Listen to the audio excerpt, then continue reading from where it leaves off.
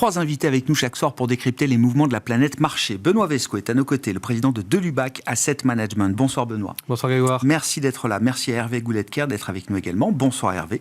Bonsoir. Ravi de vous retrouver. Vous êtes Senior Economic Advisor d'Accuracy et Adil Amor qui complète ce trio. Bonsoir Adil. Bonsoir Grégoire. Merci beaucoup d'être là. Vous êtes directeur général de Schelcher Prince Gestion. Mettons la Chine à la une avec effectivement ce rebond significatif quand même des actions chinoises qu'on a vu ce matin après des points bas multi-annuels pour les grands indices actions en Chine. Et cette communication, alors que j'ai repris une petite phrase du communiqué du régulateur chinois, alors à lire en chinois dans le texte pour ceux qui en sont capables, je n'ai que la traduction, les vendeurs à découvert perdront leur chemise et iront pourrir en prison.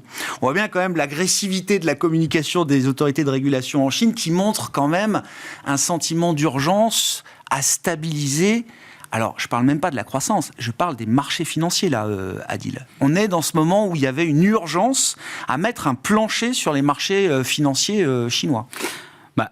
La lecture qu'on a eue sur ce communiqué, effectivement, c'est qu'il y avait une volonté d'agir très très vite pour les marchés financiers, indépendamment de l'économie, de la macroéconomie et des risques potentiels sur ce qui se passe en Chine.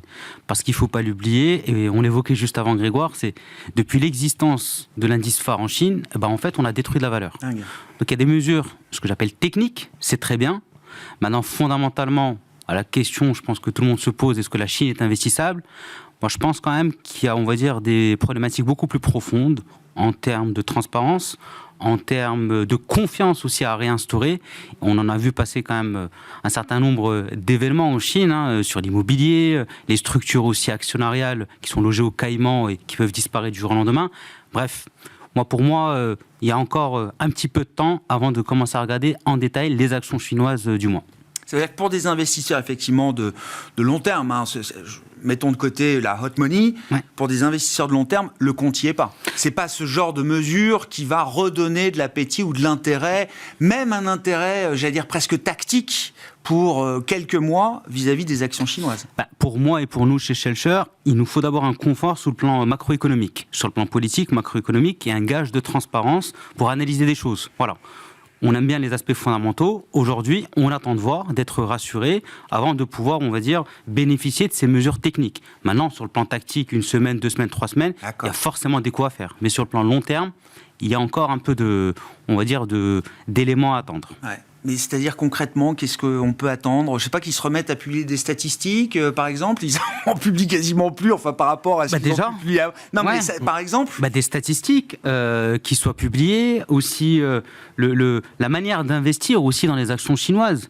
C'est un pays où on ne peut pas investir directement dans le capital d'une entreprise chinoise de façon limpide et transparente. C'est quand même gênant de passer à chaque fois par des véhicules ad hoc. Et les véhicules, c'est bien, mais on sait très bien aussi que ça peut disparaître du jour au lendemain. Voilà, dans un pays comme la Chine. Et aucune réclamation ne sera possible pour un investisseur international. Exactement, c'est comme ça et c'est pas autrement. Benoît, encore une fois, je le rappelle maintenant, d'autant plus que de moins en moins d'investisseurs occidentaux sont exposés à la Chine, mais ça reste quand même un marché qu'on regarde, même vu d'Europe, Benoît. Oui, on le regarde, d'autant plus que ça a été un moteur économique formidable ces 10-15 dernières années, donc évidemment on le regarde. Après, c'est vrai que quand on regardait ces derniers communiqués, ils sont à la limite même peut-être un peu contre-productifs, parce qu'il montre bien la volonté du politique d'avoir la main mise sur la vie économique en Chine. Et ça remonte à quelques années, un peu avant la crise du Covid. Ça s'est fait progressivement, mais évidemment, ça ne peut pas plaire aux investisseurs étrangers, puisque ça rajoute une espèce d'incertitude trop forte, puisqu'on ne peut plus investir au regard de nos perspectives financières, mais on devrait en théorie investir en fonction de ce que veut le politique en Chine. Ça n'est pas possible pour un investisseur étranger. Donc ça, c'est clairement, ça montre bien que, en fait, il n'y a pas de changement de vision politique en Chine, et que ça reste donc une difficulté claire pour des investisseurs, et ça n'est pas une réponse aux problèmes structurels qui sont de long terme et qui perdurent. Donc ça, je pense que de ce côté-là, malheureusement, pour l'économie mondiale, ce moteur a existé. on ne peut plus vraiment compter dessus. Alors, ça ne veut pas dire que le PIB de la Chine reste important et c'est un point important, etc. Donc, il faut quand même le regarder, mais on voit bien que se dessinent en parallèle d'autres possibilités de moteurs qui sont intéressants. C'est plutôt une bonne nouvelle, c'est qu'il n'y a peut-être pas que la Chine.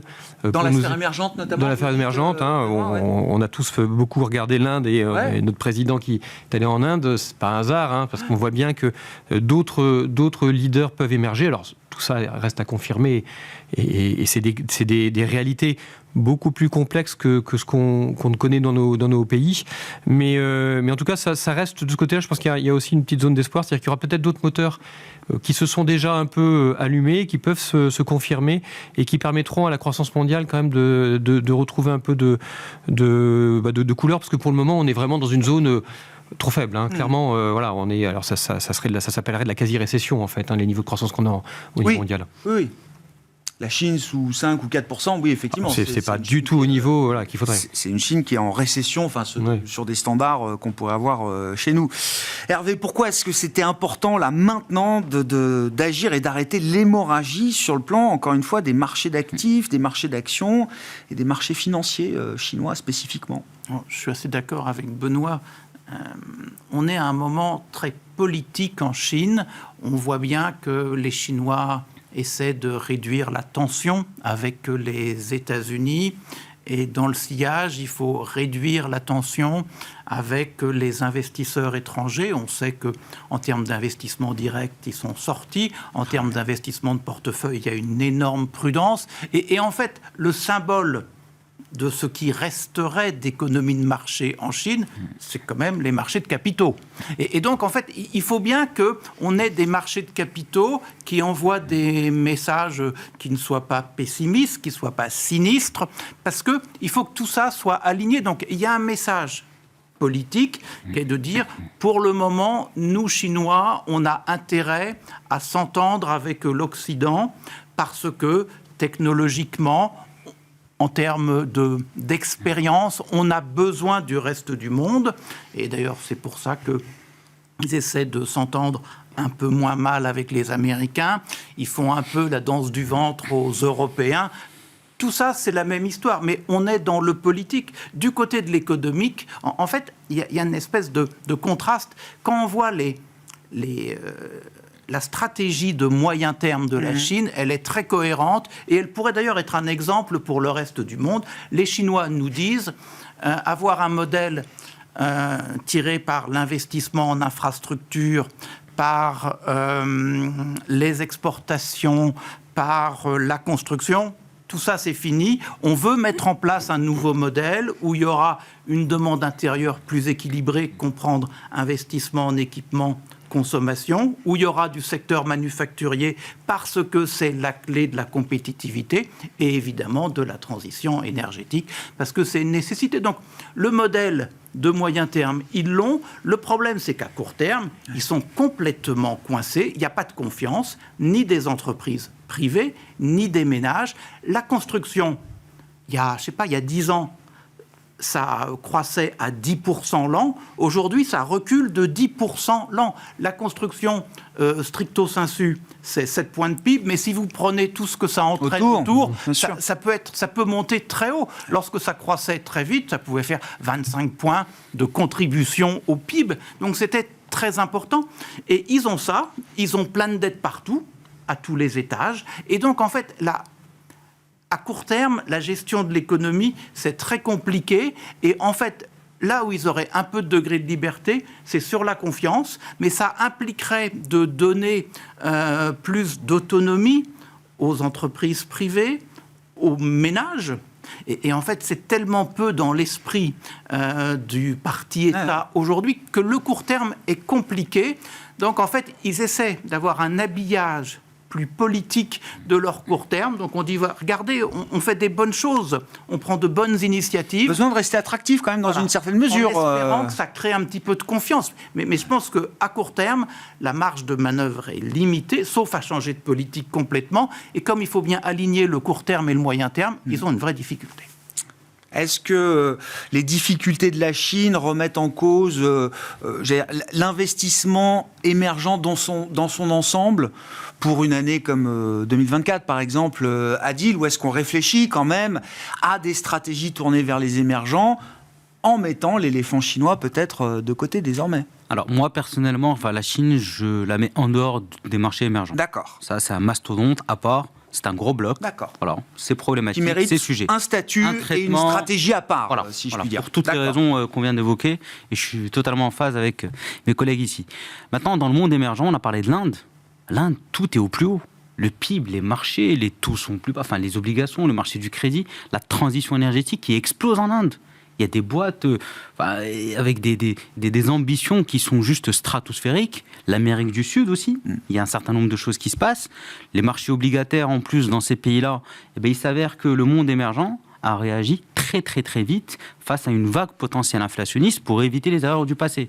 Donc on est dans un mode où, finalement, les taux seront amenés à baisser, des économies qui tiennent, mais si ça explose, ces marchés-là, le Brésil, le Mexique, l'Inde, encore une fois, l'Inde. Ouais. Ne pas oublier l'Afrique, il se passe des choses. Ça fait du temps que ça monte en Inde. C'est pas nouveau. C'est la nouvelle Chine. Voilà, c'est un terme qui apparaît très souvent dans les médias et dans les journaux. Donc le monde émergent, pour moi, clairement, c'est un sujet à regarder. Encore une fois, sur le plan économique, financier, mais aussi face aux enjeux énergétiques mondiaux et des pays où il s'avère qu'il y a du solaire, il y a du vent, il y a plein de choses à faire quand même, et il manque des infrastructures.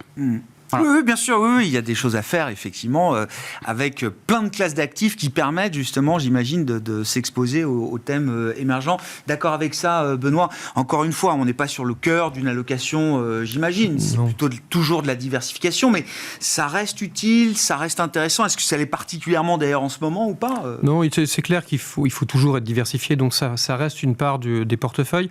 D'autant plus conjoncturellement, on a passé la phase difficile de hausse des taux directeurs, notamment américains, dont ils sont fortement dépendants.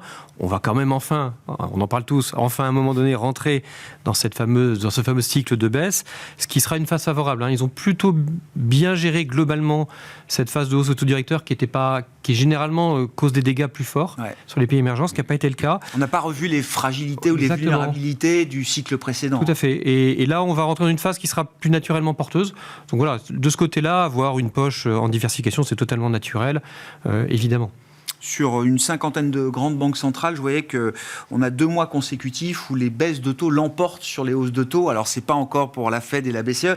Et donc, c'est essentiellement des banques centrales émergentes qui anticipent et qui prennent une forme de leadership par rapport à ça, en attendant de voir ce que fera la Fed et la Banque centrale européenne. Justement, parlons de la Fed, Hervé, c'est cette question sur l'économie américaine. Où en est-on de l'atterrissage? À quelle distance de la piste on est, là? On est encore 3 km au-dessus de la piste, on est à quelques mètres de poser les roues au sol, ou est-ce qu'on est, je ne sais pas, en train de réaccélérer pour refaire un tour avant de se repréparer à une manœuvre d'atterrissage? Alors, si vous prenez le produit intérieur brut, la statistique de base, vous dites au second semestre, on a été sur un rythme annuel de 4%, donc on est assez haut. Si vous prenez les enquêtes auprès des directeurs d'achat, les PMI, on est à peu près à 0. Donc en fait, le problème, c'est que vous n'avez pas de cohérence du tempo de l'économie américaine au travers des chiffres, et donc vous pouvez croire à ceci ou croire à cela. Moi, j'aurais envie de dire, si on parle de la Fed, au-delà de cette difficulté à percevoir la croissance économique, l'emploi, le marché de l'emploi reste tendu, il se détend un peu. Donc en fait, le message envoyé par le marché de l'emploi, c'est que ça va plutôt bien. Alors, est-ce pour des raisons conjoncturelles, est-ce pour des raisons plus structurelles? Le vieillissement démographique, là, il y a encore une complexité. Et puis, ce que vous dit ce débat entre PIB et PMI, en fait, si... avec ce que vous comprenez de l'emploi, vous croyez au PIB, ça veut dire que vous avez un rebond de la productivité, et dans ce cas-là, c'est un très bon rempart contre l'inflation. Soit vous croyez au PMI, et la productivité est mal calculée, et dans ce cas-là, l'inflation reste un danger. Donc, la réalité de l'économie américaine, au travers de ces chiffres, de ces contrastes, c'est celle-là. Alors après, vous êtes banquier central, et vous vous dites... ouïe, je suis intellectuellement honnête, donc il faut que je prenne tout ça, et je suis pas sûr aujourd'hui de poser le diagnostic correct, c'est-à-dire l'inflation est bien en train de reculer, va continuer de reculer, et dans ce contexte-là, je peux vivre avec un marché de l'emploi un peu tendu. Vous ne savez pas répondre à cette question, donc vous avez un discours disant les choses ne sont pas encore très claires et on a besoin de temps. Et c'est là où les marchés auraient dû faire la même analyse que la Banque centrale, dire c'est pas trop clair et donc je ne prends pas de pari. Ils ont pris un pari, ça commence en mars, il y aura 6 baisses de taux cette année, allez, pourquoi pas plus d'ailleurs, on s'emballe. Et puis aujourd'hui, on voit bien que on aura au mieux, c'est ce que nous dit M. Powell, il suffit de lire ses propos, ça commencera en début d'année, et lui, alors un peu provocateur, nous dit, non, il n'y en aura que 3 cette année, les projections sont plutôt bonnes. Il y a de la confusion, on n'a pas posé le diagnostic correctement, donc il y a une capacité à être surpris. Donc si on est joueur, on peut se dire la surprise ira dans ce sens ou ira dans l'autre. La réalité à aujourd'hui, c'est que les marchés sont en train de corriger leurs anticipations. Sur Mars, je crois que la probabilité d'un geste doit aujourd'hui être pondérée à 30%. Peut-être moins. Même un peu moins encore. Alors c'était peut-être encore un peu moins. Il y a quelques temps.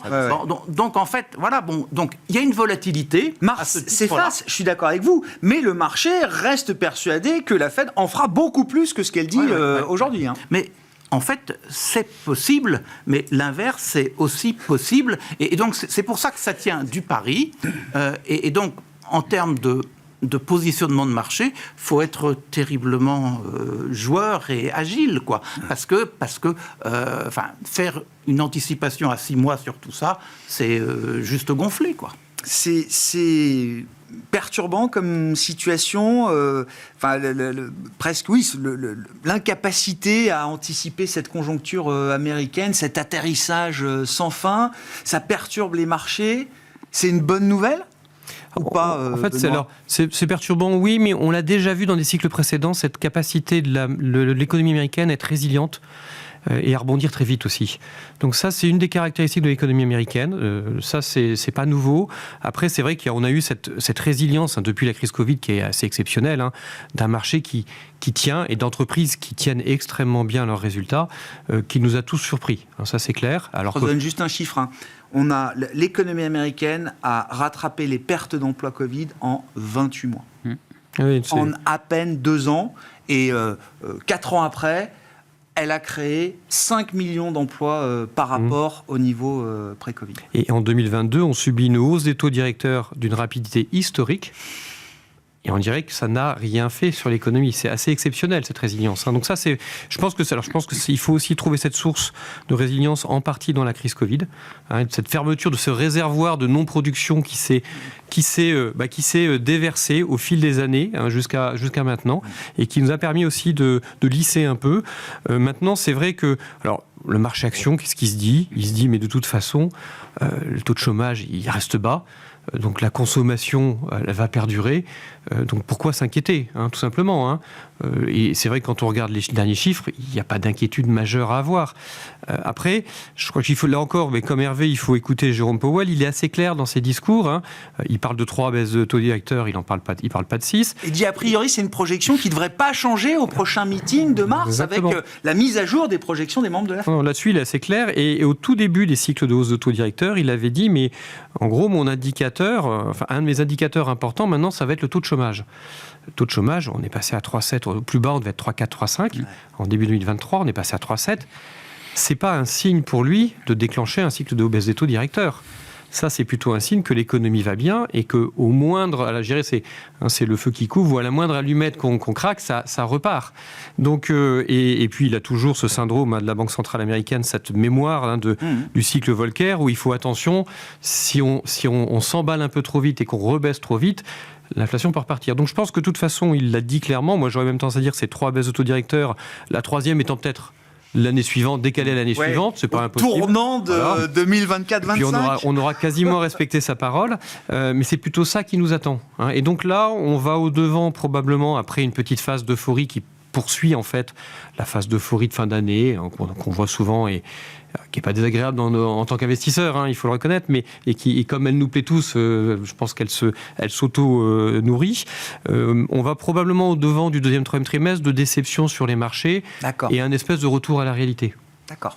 Si c'est le schéma que vous décrivez qui tient, effectivement, il y aura quand même un moment de retour à une réalité... À une réalité économique moins sympathique, parce que des banques centrales qui ont quand même besoin à un moment donné de voir des signaux de ralentissement un peu plus clairs, qu'ils n'ont pas encore.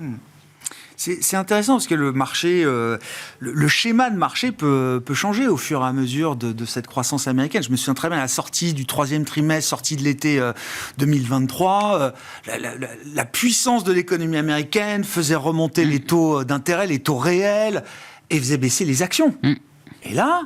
Alors, c'est sur quelques séances, mais encore une fois, je trouve spectaculaire. Après le rapport sur l'emploi qu'on a vu vendredi dernier, donc chiffre explosif, les économistes se grattent encore la tête pour comprendre ce qui s'est passé. Le S&P 500 a été un peu volatile sur la publication, et puis au final, le marché action a décidé que c'était une très bonne nouvelle, comme le disait Benoît. Ouais. Et on termine au plus haut historique sur cette séance. En fait, il y a deux choses. C'est-à-dire que moi, ce qui me perturbe quand même, et ce qui nous perturbe dans les différentes publications économiques, notamment les NFP, donc les créations d'emplois, c'est les révisions et c'est le fait que personne ne soit capable de les prédire. Alors ça, c'est un fait, c'est comme ça. Il faut intégrer ça aujourd'hui dans le pricing. Alors, avant de parler du marché action, et c'est un point qui est assez fondamental, c'est les taux longs. Parce que les taux court terme, très bien, drivés par la Fed, par la BCE d'une part. Mais les taux longs aujourd'hui, où est-ce qu'ils sont ? On a dépassé les 4%, vous disiez Grégoire. Pour moi, il y a quand même quelque chose de nouveau à intégrer dans le pricing de ces taux longs. On est dans un monde où on pense qu'on aura de la volatilité de l'inflation. Quand on dit volatilité de l'inflation, qui permet de pricer les taux longs, c'est une prime de risque. On parle évidemment des déficits à financer. Je crois que c'est 2000 milliards en 2024, c'est ça ? Ce que devra faire Madame Yellen. A priori, un petit peu moins, un petit peu plus, mais grosso modo, il y a quand même des choses très très très long terme à financer. Il y a les élections américaines qui arrivent. Donc la prime de terme, quand on veut la calculer correctement, aujourd'hui, elle est négative, alors qu'en théorie, elle devrait être très positive de par ces nouveaux facteurs. Les taux longs, si on anticipe qu'ils doivent monter, mécaniquement, en théorie, on doit avoir quand même des actions qui doivent baisser. Sauf que, on a eu de la micro qui est revenue et des publications qui sont juste stratosphériques, pardon. Quand on voit, je pense qu'on en parlera tout à l'heure, mais aux États-Unis, même en Europe. Parlons-en maintenant. Quand on voit Meta, par exemple, maintenant, un dividende va être versé. Voilà, ça c'est la grande nouveauté. Et Meta qui rentre dans un nouveau monde. Meta aujourd'hui, c'est de la résilience en termes de génération de chiffre d'affaires, c'est de la publicité et un nombre de connexions hallucinant par jour. Et donc, on rentre dans une boîte un peu Goldilocks qui va générer du chiffre, qui va générer du free cash flow de façon systématique. Ça, c'est un nouveau monde. C'est intéressant, l'exemple Meta et autres, parce que il y a des boîtes comme Apple qui ont déjà une histoire suffisamment longue pour avoir démontré leur capacité à se réinventer plusieurs fois. Une boîte comme Meta, ou j'en sais rien, ou Snap, ou d'autres... C'est le premier test de restructuration de leur histoire. C'est exactement ça. Il y avait l'échec du métaverse. Ça s'est fait. Voilà. Beaucoup de capex qui ont été mis sur la table. Maintenant, Mark Zuckerberg se recentrer sur son business, a démontré qu'il était capable de générer du chiffre résilient. C'est ce qu'on aime beaucoup. Meta aujourd'hui, c'est plus la boîte de tech où on va anticiper des revenus qu'on ne constate pas, on les voit. Il y a même un dividende. Donc c'est un autre monde pour Meta. Amazon, c'est la même chose, Microsoft aussi, Google, il y a une petite déception sur la partie publicitaire, mais c'est la même logique. Donc, on a la micro et les techs américaines, les GAFAM, les 7 magnifiques qui drivent tout ça, forcément, le S&P qui se concentre de façon assez majestueuse, ça monte...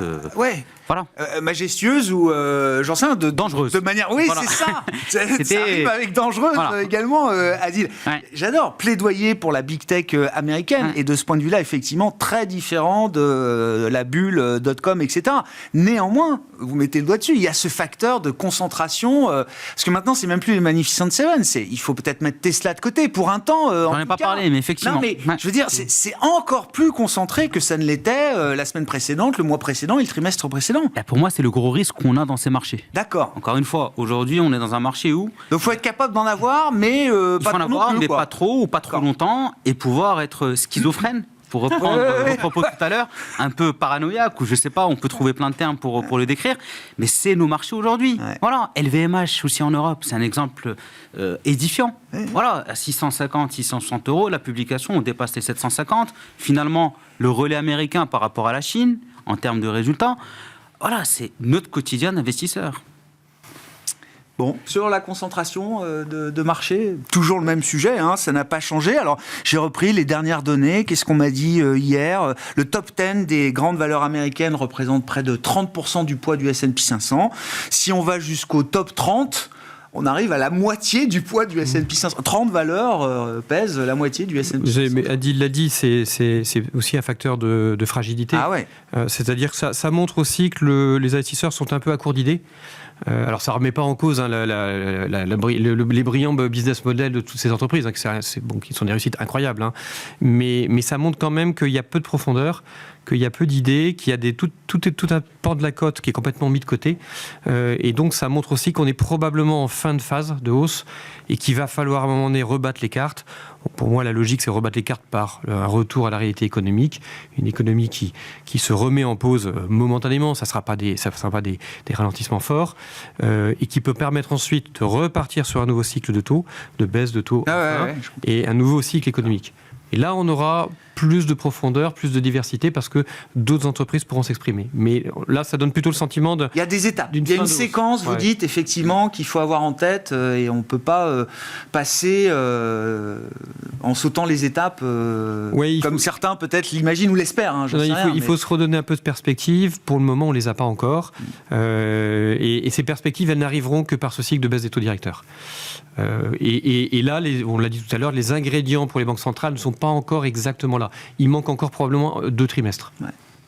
Hervé, alors sur la concentration du marché, puis je veux bien qu'on redise un mot de la productivité, vous l'avez évoqué tout à l'heure. Un trimestre de productivité, ça ne nous dit pas grand-chose. 2 trimestres, peut-être qu'on commence à regarder. Ça fait 3 trimestres au moins aux États-Unis qu'on voit une accélération de la productivité. Alors, l'histoire nous dira si elle est réelle ou pas, mais à ce stade, on regarde quand même. Je pense que d'ailleurs, c'est plus la productivité et les coûts salariaux unitaires sortis le jeudi que les chiffres de l'emploi du vendredi qui ont produit en fait cette inversion de la corrélation entre le prix des actions et le prix des obligations. Donc il y a les obligations, le prix baisse, et les actions, le prix monte. On retrouvait finalement ce qu'on connaissait depuis les 20 ou 30 années passées. Et je pense que la lecture du marché, ça a été de dire « Waouh, la productivité, elle est là ». Alors, le problème, c'est qu'elle est... Là, c'est le vrai Goldilocks, là. Là, c'est le vrai Goldilocks. Mais alors, on ne sait pas s'il faut retenir qu'elle est sur un rythme de 3% l'an, de 2% l'an, de 1,5 point. Prenez le chiffre le plus faible, 1,5 point, avec des salaires entre 3,5 et 4, vous faites un calcul compliqué, 3,5 ou 4 moins 1,5, et vous vous dites finalement, le socle de mon inflation, allez, il est entre 2 et 2,5, c'est bon. Et dans ce cas-là, vous vous dites, on est revenu à la case départ, les bonnes vieilles décennies passées, eh bien, on a une corrélation inverse, très bien, donc j'ai ma protection, action, obligation, tout va bien. Donc en fait, ce pari-là, il a été fait ces jours derniers. Est-ce qu'il est bon, est-ce qu'il n'est pas bon? Une fois encore, c'est un pari. Mais sur les actions, on a un peu la même histoire. Ce qui est quand même frappant, lorsqu'on voit sur très très longue période l'évolution des profits, laissons de côté les multiples. L'évolution des profits, si vous prenez jusqu'aux années 70, début des années 80, vous aviez une croissance des profits par action du S&P 500 inférieure à la croissance du produit intérieur brut en valeur. C'est des années marquées par le keynésianisme. Pour faire de la redistribution, je fais les poches de qui je peux. Et après, on entre dans les années marquées par le néolibéralisme et vous avez presque le double de croissance des profits par action par rapport à la croissance du produit intérieur brut. Mais en fait, lorsqu'on regarde ce qui fabrique cela, ce n'est pas l'efficacité économique, ça a été la baisse des taux d'impôt et ça a été la baisse de la charge de la dette. Donc, en fait, votre ingrédient, il est là. Et si vous voulez avoir toujours des performances très fortes des profits, ce qui est vendu par les analystes financiers, ce qui est salué par les bourses. Vous pouvez vous dire que le moteur des taux d'intérêt, ça va être plus compliqué, que le moteur de la baisse des impôts, ça va être plus compliqué. Trump le promet, mais vous rappeliez les niveaux de déficit et de dette, ça va être compliqué. Donc en fait, le pari que l'on fait, c'est bien que grâce à la technologie, l'intelligence artificielle, on va avoir une productivité demain plus forte qu'on avait hier, et que donc il y aura un relais. L'efficacité économique va remplacer la baisse de la pression fiscale et la baisse des taux d'intérêt. C'est ça. Donc en fait, la productivité est complètement aux clés du court terme, du moyen terme. Alors après, est-ce que l'intelligence artificielle fabrique de la productivité durable ? C'est la question à laquelle il faut répondre. Oui, et puis ce qu'on décrit là, pour l'instant, c'est quelque chose qu'on observe uniquement sur quelques trimestres et aux États-Unis uniquement. Ce qu'on constate en Europe, c'est exactement l'inverse. C'est une productivité qui est en baisse, en tout cas quand on est capable de la mesurer par rapport au niveau pré-Covid. Et donc des coûts salariaux uniques. Et voilà, c'est ça. Continuent. C'est une image à front renversé là. Vite. Et donc aujourd'hui, en Europe, la perspective d'avoir une désinflation durable, on ne la voit pas. D'ailleurs, les gens de la BCE le disent, ça paraît assez peu audible aux yeux des marchés de capitaux, mais la réalité, c'est que aux États-Unis, il y a une histoire. Alors, on a envie d'y croire ou pas, mais il y a une histoire ou un début d'histoire. En Europe, on n'a toujours pas le début de cette histoire. Hervé, vous disiez tout à l'heure, là, dans la stratégie 2024, c'est les baisses de taux qui offriront de nouvelles perspectives aux investisseurs. C'est quoi le cycle après les premières baisses de taux ? C'est-à-dire, c'est une stratégie fondée, comme on pouvait l'entendre, sur la perspective de baisse de taux, et donc on joue, je sais pas, des valeurs de croissance, des valeurs qui vont profiter d'une revalorisation avec les baisses de taux, ou est-ce qu'il y a quelque chose d'autre qui vient amener du carburant ensuite ? Oui, alors le cycle de baisse des taux directeurs, c'est un premier élément. C'est un amorçage. Voilà, c'est pas le seul, évidemment. Ça relance un nouveau cycle de croissance à notre sens. Alors, ça va élargir justement les idées d'investissement, puisque on va revenir sur des cycliques. Ça y est, on a à nouveau des perspectives de redémarrage d'un nouveau cycle de croissance. On va pouvoir peut-être enfin aussi revenir sur ce segment totalement oublié des small et mid cap qui a extrêmement souffert. On retrouvera probablement des belles histoires et on pourra les écouter parce que les niveaux de financement sont plus les mêmes.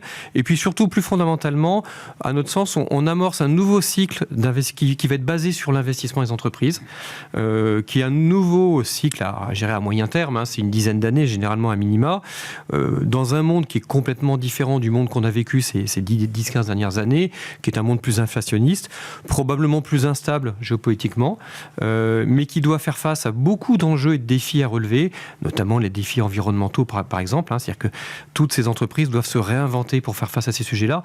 Alors on peut avoir l'impression que certaines sont plus protégées que d'autres, mais pas tant que ça au final. Et donc il y a des investissements importants à faire et ça va être le nouveau moteur de ce cycle de croissance. Donc là c'est très intéressant parce qu'on a un cycle de croissance qui est plus vertueux, plus solide. Mais voilà, et c'est ça qu'il va falloir construire maintenant comme nouvelle histoire, et pour les années à venir. Oui, je comprends, mais en tout cas une logique de marché qui sera très différente. Oui. Plus tard, après les premières baisses de taux, par rapport à ce qu'on constate et ce qu'il faut avoir aujourd'hui en portefeuille. Clairement. Un monde plus inflationniste notamment. Donc ça change la donne par rapport à ce qu'on a vécu. Ça rejoint ce que vous disiez. On va vivre dans un monde où l'inflation sera plus volatile, avec un tilt peut-être un peu plus à la hausse que ce qu'on a eu au cours des 10-15 dernières années. C'est ça, Adil ? Ça, c'est une conviction assez profonde. Après, on peut passer des heures là-dessus, mais c'est pas le sujet. On a changé de monde aujourd'hui. Les coûts salariaux, le coût unitaire du travail, aujourd'hui, il est dans une trajectoire qui est haussière. Voilà, ça peut baisser, ça peut monter, mais globalement, avec la démographie, le vieillissement de la population, pour moi, c'est très inflationniste. Ça, on le voit sur le long terme. Voilà, c'est pas un horizon un mois, c'est du très très long terme. Et mécaniquement, ça, c'est des boîtes qui doivent s'adapter à cette inflation salariale. Est-ce qu'elles peuvent le répercuter sur leur chiffre d'affaires, générer du résultat en face ? C'est la grande question. Et moi, je rejoins complètement ce qui a été dit. C'est-à-dire qu'on aura une année en deux temps. C'est clair que les banques centrales, elles vont donner elles vont donner le premier tilt pour ensuite pouvoir permettre à certains acteurs, notamment sur le marché actions, d'émerger et vraiment de retrouver un second souffle. Ça, c'est fondamental. Et par exemple, la dimension small cap, on a eu quand même cette fin d'année qui a permis de penser un peu les plaies de ce marché-là, mais c'était, je ne vais pas dire que c'était un faux départ, mais c'était pas encore le vrai départ pour vous. Malheureusement non, Non, voilà, mais oui. parce que les small caps, ça reste un marché qui est assez particulier, parce qu'il y a vraiment des histoires où quand on voit la micro, quand on voit les résultats, on a des surprises qui dépassent très largement ce qui est attendu. Et bizarrement, on a un -10, un -5. Voilà. Il y a aussi, on va dire, des effets techniques. Il y a quand même le concurrent numéro 1 des small et mid cap, le marché du private equity, voilà, qui est comme il est, qui a ses difficultés ou pas, on en pense ce qu'on veut. Forcément, il faut un catalyse qui soit très très fort pour amener des flux. In fine, il faut des flux pour que les marchés montent. Il faut des acheteurs. Voilà. Aujourd'hui, ces acheteurs-là, et dans les poches d'allocation, les small caps, elles n'ont pas encore la part belle. Ouais. Vous confirmez aussi l'idée qu'il n'y a pas eu de flux, ou en tout cas pas de flux significatif pour entretenir quelque chose d'un peu plus persistant à ce stade sur les Non, ça montre par contre, je pense, la crédibilité de ce scénario, c'est-à-dire que fin d'année, on a vu cette espèce de faux départ, mais ce qui montre bien que quand on va avoir, parce qu'on a, en fait, on anticipait un cycle de baisse des taux plus fort et plus rapide prématuré. dès la fin de l'année. C'est ça. Trop rapide. C'était une répétition, on va dire. Voilà, et ça montre juste qu'on y est prêt, mais il faut vraiment que ça se confirme par la réalité de ce cycle de baisse des taux directeurs. Et en fait, on a voulu aller un tout petit peu trop vite sur cette fin d'année dernière. Bon, à propos de baisse de taux, il y a un risque, je ne sais pas, que la Banque Centrale Européenne se retrouve quand même en position d'erreur à un moment ou pas Hervé, avec peut-être une économie américaine toujours plus résiliente qui mènerait la première baisse de taux de la Fed assez loin, plus loin dans le calendrier que ce qu'on imagine aujourd'hui. Et s'il faut respecter la séquence d'une Fed qui est leader dans les changements de cycle et de réglage de politique monétaire, est-ce que ça peut emmener la BCE dans une erreur un peu douloureuse pour l'économie en zone euro La difficulté pour la BCE, c'est qu'il n'y a pas de croissance. Donc on est à croissance zéro.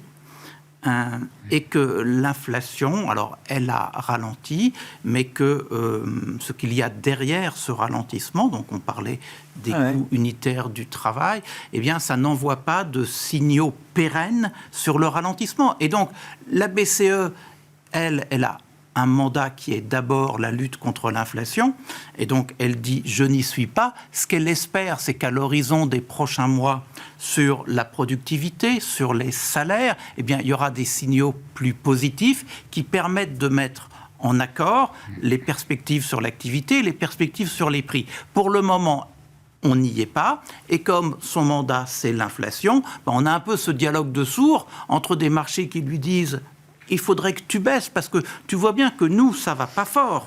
Tout au moins, le sous-jacent croissance économique de la formation des résultats, c'est pas terrible. Mais elle qui répond, pour le moment, je ne peux pas. Et donc, alors, est-ce qu'on peut la forcer à aller plus vite que la musique ? Je ne crois pas. Elle va se draper dans son mandat et elle dira, c'est pas le moment. Donc, en fait, l'ajustement, il va moins être du côté de la BCE que du côté des marchés. Les marchés, ils reçoivent la leçon de la Fed aujourd'hui, c'est pour plus tard, et ils doivent comprendre que derrière cette leçon, il y a la même chose du côté BCE. Il y a eu un moment l'espoir, la BCE va faire plus vite que la Fed, parce que la situation est plus mauvaise, et donc comme elle est plus mauvaise, l'inflation va rentrer dans le rang plus vite. Mais ça, aujourd'hui, alors est-ce que c'est une chimère ? J'en sais rien, mais au moins ce n'est pas ce qu'on voit. Donc en fait, une erreur de la BCE, je ne crois pas. Par contre, un appel à une plus grande patience des marchés, c'est possible. Et l'erreur, dans ce cas, comme sur les États-Unis d'ailleurs, aura été plutôt du côté du marché, quoi. Bon, le marché qui a un peu réajusté effectivement son calendrier d'anticipation de baisse de taux, mais on est toujours quand même dans cette discussion, pour ne pas dire ce bras de fer entre les marchés, les anticipations de marché et la communication des banques centrales. On a passé les premières séries de réunions de début d'année. Les prochaines auront lieu courant mars, 7 mars pour la BCE et 19 et 20 mars pour la Réserve fédérale américaine. Merci à vous trois. Merci d'avoir été les invités de Planète Marché ce soir. Adi Lamort, Schelcher Prince Gestion, Benoît Vesco de Lubac Asset Management et Hervé Goulet-Kerr, Accuracy.